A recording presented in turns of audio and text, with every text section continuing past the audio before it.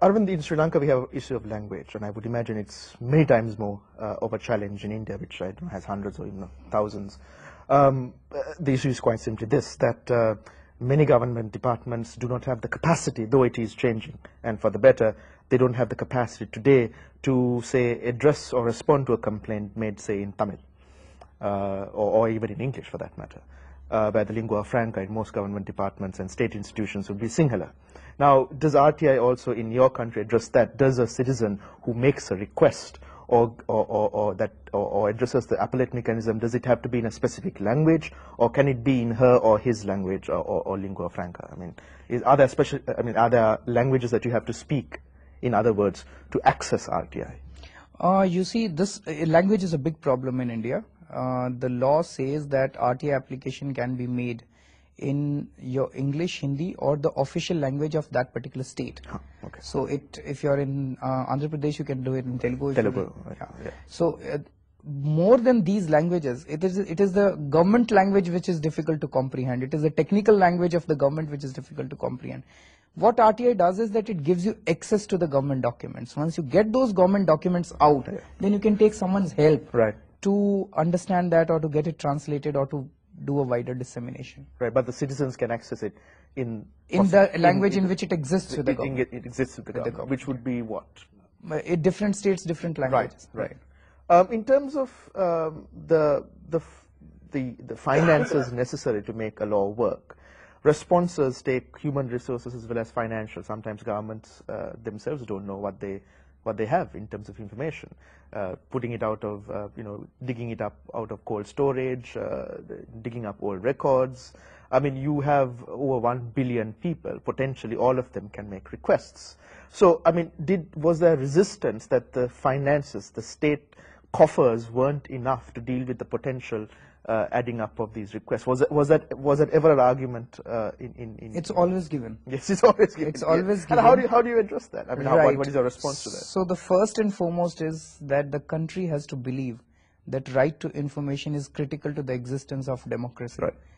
If we believe in that, then the rest of the resources are necessary to put it in place. For instance, have you ever thought that the parliament spends so much money and therefore we should wind up parliament? So right to information is as critical for the existence of democracy as parliament is in a parliamentary democracy. I'll give you an example. In US, one department received 3 million RTI applications in 1 year, and they spent $30 million to process that. So they set aside those resources because they believe in transparency, and they believe that freedom of information is extremely critical to the functioning of their governance. So I think first we have to believe in it as a country. As a society, we have to believe in it, that right to information has to exist if democracy has. Once it is there, I think the resources will come. And we've talked about stories, some wonderful stories you have, because generally speaking, citizens feel that this is not for everybody. I mean, that the people with resources, with either access to the law, access to the language, or the financial resources necessary, they are the only ones who will be able to benefit from such a law. But some of the stories that you have to tell suggest that in India, it's literally even a beggar who can access this law. And would you mind telling us? No, in fact, right to information has existed for many years now.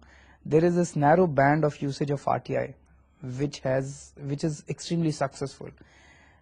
What we call petty corruption, I call it extortionist corruption, that if you go to a government department and you have submitted all the papers, you have done your work right, and you should have got that work done in ordinary course of time, but there is an expectation of bribe, there is a demand for bribe, or there is simple bureaucratic lethargy, your work is not being done, you are asked to run around.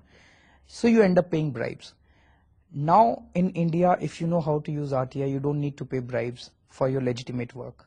And the way it works is that I'll give you the story of a daily wage laborer called Nannu. This man is a very poor man. He had a ration card, which is a food card given by the government of India. He lost his ration card and he applied for a duplicate ration card. According to the rules, you should get your duplicate ration card in 10 days' time. Now he ran around for 3 months, his ration card was not given. 3 months later, he filed an RTI application, and within 4 days of his filing RTI application, the food inspector came to his house and said Nannuji, your card is ready, please come and collect it. And when Nannu went to collect his card, the food and supply officer, who is the head of a district, escorted Nannu to his room, offered him tea, gave him his card, and said that this is your ration card, please take back your RTI application now. Nannu asked 4 questions in his application. Number 1, that I made an application for duplicate ration card on such and such date. Please give me the daily progress made on my application so far. Number 2, please give me the names and names of the officers who were supposed to take action and have not done so. Yeah. Number 3, please tell me what action will be taken against these officers for violating the rules, and by when will the action be taken. And number 4, by when will I get my card now. Now, in ordinary circumstances, such an application is thrown in the dustbin. But this law says they have to give information, otherwise salary would be deducted from 31st day. This law says that 250 rupees per day of delay. Now, it's not easy to answer these questions. The first question is, please give me the daily progress made. There is no progress made. But they can't write it in that many words that we have not acted on your application.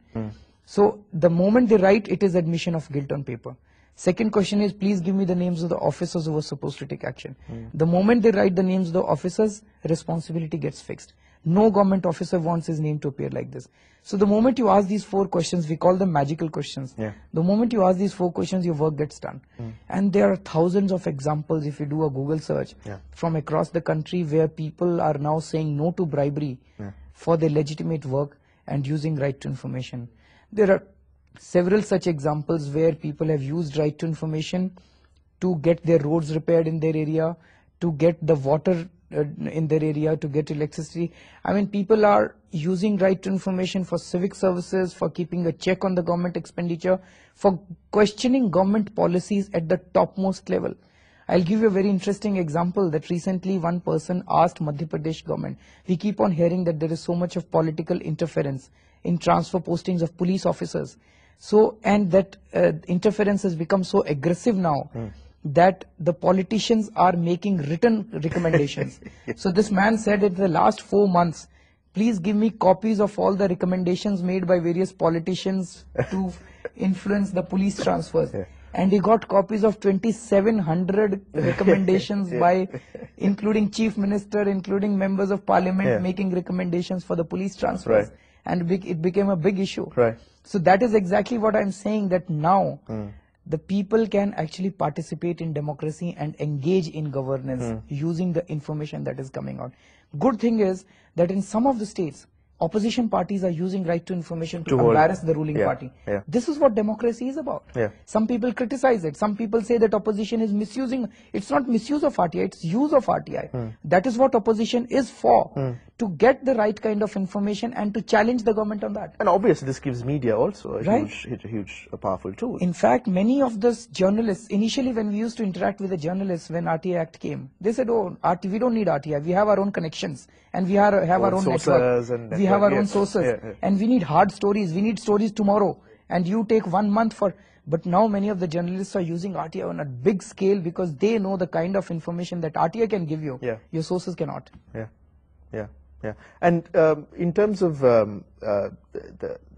your perception of governance and corruption, it's a large question, but from what you know, governance and corruption in the country, has corruption gone down and the quality of governance gone up? This is a very interesting question everyone asks, that what has been the impact of RTI? Let me confess that it's too early.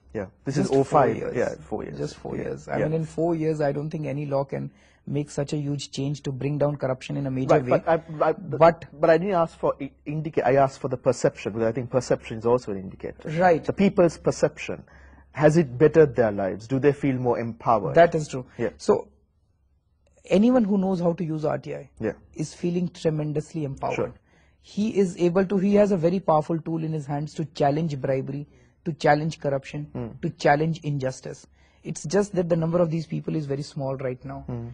As this number grows, and as the government departments come to know that whatever the action they take that's going to be challenged, that's going to come out in public domain, I think if we did a survey a couple of years down the line, we will see that the corruption and wrongdoings have come down substantially.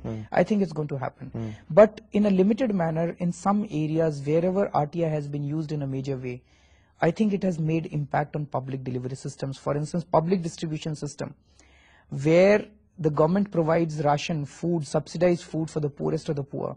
I mean, one of the surveys that we did was that 93% wheat and 97% rice was being siphoned off in Delhi. Since the time right to information started getting used, in many areas, people have, almost 100% people have started getting their rations now. So I think it's going to take time.